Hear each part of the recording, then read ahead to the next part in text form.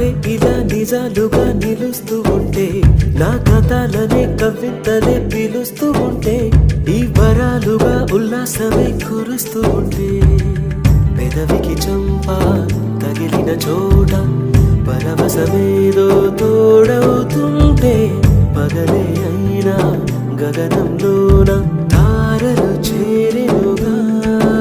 నిజంగా నేనేనా ఇలా నీ జతలో ఉన్నా, ఇదంతా